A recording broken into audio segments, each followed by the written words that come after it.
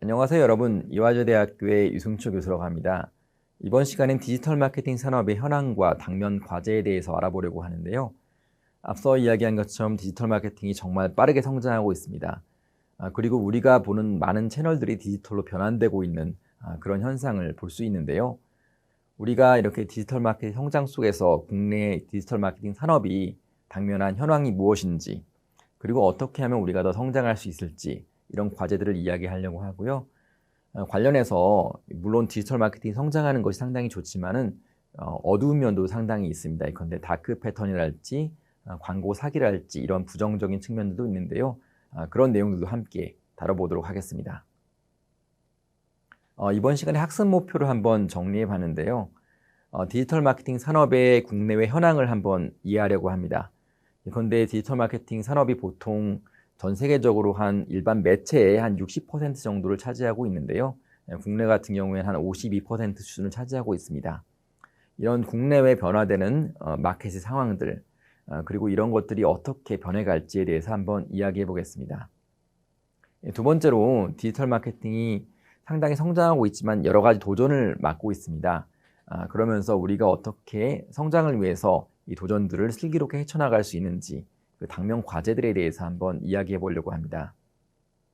마지막으로 디지털 마케팅의 미래 지향점이 무엇인지에 대해서 이야기하려고 합니다.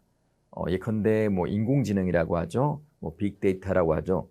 이런 것들이 디지털 마케팅에 실제적으로 많이 도입이 되면서 새로운 형태의 캠페인들이 늘어나고 새로운 형태의 소비자 연구가 늘어가고 있습니다.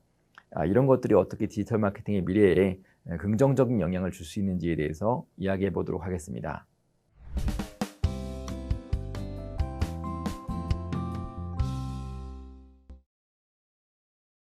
일단 재미있는 사진을 통해서 한번 시작을 해보려고 하는데요.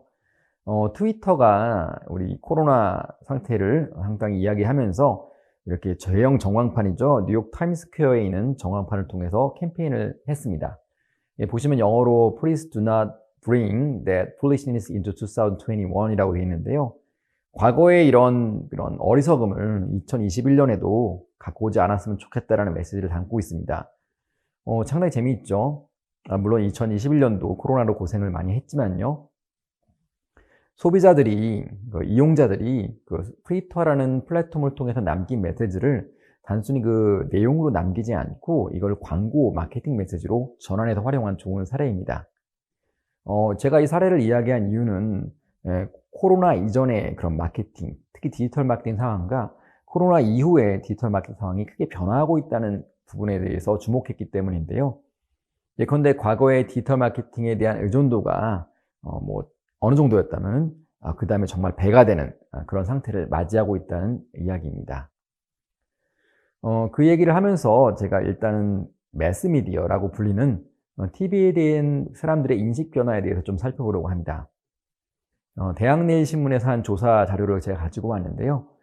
보시면은 TV라는 것이 주는 영향력 자체가 과거에는 콘텐츠를 소비하는 일종의 창구였다면은 지금은 소비를 동시에 하고 있고요. TV 같은 경우에는 일종의 집안에 어떤 환경을 만들어주는 배경음악과 같은 역할을 하고 있는 그런 상황을 볼 수가 있겠습니다. 특히 이런 인식은 젊은 세대한테 더 심한데요. 근데 20대한테 TV가 가지는 영향력이나 역할은 무엇이냐고 물어보게 되면은 대부분 배경음악이랄지 환경이랄지 이런 형식의 반응들을 보이고 있는 것을 알 수가 있겠습니다. 상당히 흥미롭죠? 포스트 코로나 시대의 TV의 역할이 기존과 그렇게 달라지고 있다. 이 달라짐이라는 것들은 정말 더 빠르게 변화하고 있을 것이라는 것을 우리가 한번 예측할 수 있다고 볼 수가 있겠습니다. 자, 그러면 우리가 이런 변화를 맞이하고 있는데요. 이렇게 저명한 분의 이야기를 들어서 한번 이야기를 또 전개해 보겠습니다. 우리가 알고 있는 금융의 구루라고 하죠. 워렌 버핏이 이런 얘기를 했습니다. 미디어의 미래에는 이러하다. 아주 큰 빅피시라고 하죠. 아주 큰 기업이나 very geospecific, geotopic specific 이 이야기는 뭐냐면은 어떤 특정한 주제에 대해서만 이렇게 독특한 전문성을 가지거나 특정 지역에서 어떤 그 영향력을 가지고 있는 매체만 살아남을 수 있다라고 이야기를 했다고 합니다. 상당히 흥미롭죠?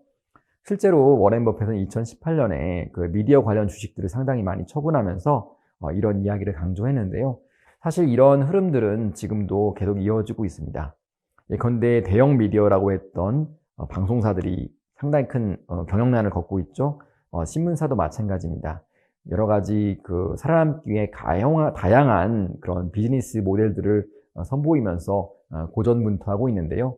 반면에 상당히 타겟을 좁힌 예컨대 뭐 페미니즘 잡지랄지 아니면 특정 그 직군에 적합한 매거진이랄지 유튜브 채널이랄지 이렇게 토픽에 특화된 채널들은 이렇게 번창하고 있는 그런 모습들을 만나볼 수가 있습니다.